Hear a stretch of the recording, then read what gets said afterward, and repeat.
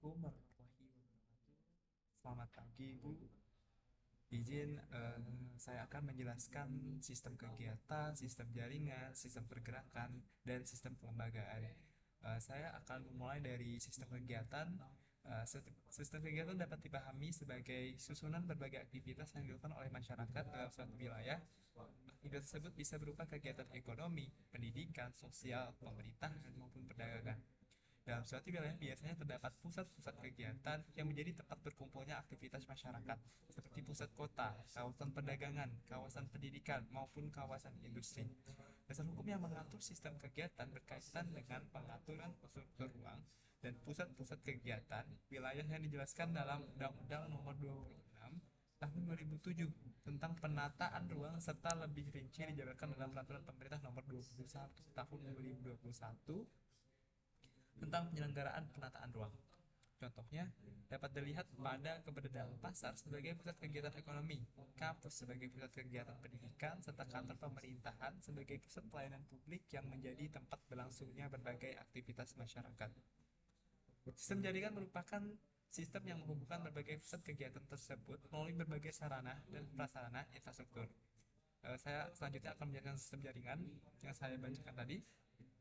Jaringan ini dapat berupa jaringan transportasi seperti jalan raya, jembatan, pelabuhan, dan rel kereta api, serta jaringan utilitas seperti listrik, air bersih, dan telekomunikasi.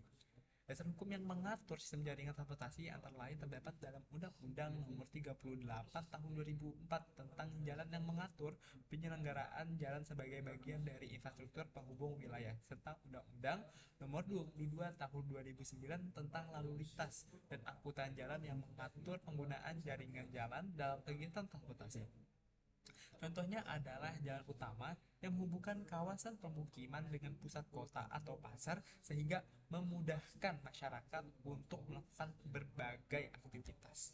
Selanjutnya saya akan menjelaskan apa itu sistem pergerakan, yaitu sistem pergerakan berkaitan dengan perpindahan manusia, barang, dan jasa dari satu tempat ke tempat lain melalui jaringan yang tersedia. Pergerakan ini muncul karena adanya kebutuhan masyarakat untuk melakukan aktivitas pada berbagai pusat kegiatan yang berbeda-beda. Misalnya, seseorang yang tinggal di rumah kemudian pergi ke tempat kerja, ke kampus, atau ke pusat perbelanjaan. Pergerakan tersebut terjadi melalui jaringan transportasi yang tersedia seperti jalan raya atau transportasi umum. Dasar-dasar hukum yang berkaitan dengan sistem pergerakan juga dapat ditemukan dalam Undang-Undang Nomor 22 Tahun 2009 tentang lalu lintas dan angkutan jalan yang mengatur bagaimana lalu lintas dan transportasi diselenggarakan agar pergerakan masyarakat berjalan dengan aman, tertib, dan lancar. Kita lanjut ke sistem kelembagaan. Nah, sistem kelembagaan ini adalah lembaga atau institusi yang memiliki kewenangan dalam merencanakan, mengatur, serta mengawasi pemanfaatan ruang wilayah. Sistem ini melibatkan pemerintahan pusat, pemerintahan daerah, serta berbagai instansi yang berperan dalam proses perencanaan dan pengendalian pembangunan wilayah.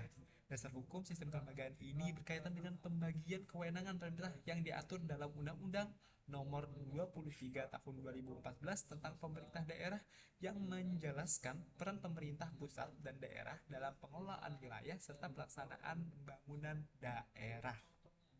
Nah, jika dilihat secara keseluruhan, eh, keempat sistem ini itu memiliki hubungan nih. Nah, hubungan yang membutuhkan satu sama lain. Sistem kegiatan menjadi sumber munculnya berbagai aktivitas masyarakat dalam suatu wilayah. Aktivitas tersebut membutuhkan sistem jaringan sebagai sarana penghubung antar tempat. Melalui jaringan inilah terjadi sistem pergerakan, yaitu perpindahan manusia, barang, dan jasa dari satu lokasi ke lokasi lainnya agar semua proses tersebut berjalan dengan teratur dan sesuai dengan rencana pembangunan wilayah, maka diperlukan sistem kelembagaan yang mengatur, merencanakan, serta mengawasi pelaksanaannya.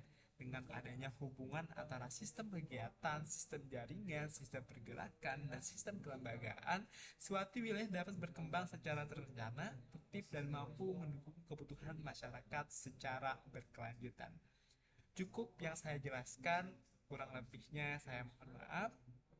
Jika ada kesalahan saya juga mohon maaf. Izin Ibu. Eh, Sekian penjelasan saya tentang sistem-sistem yang ada di transportasi.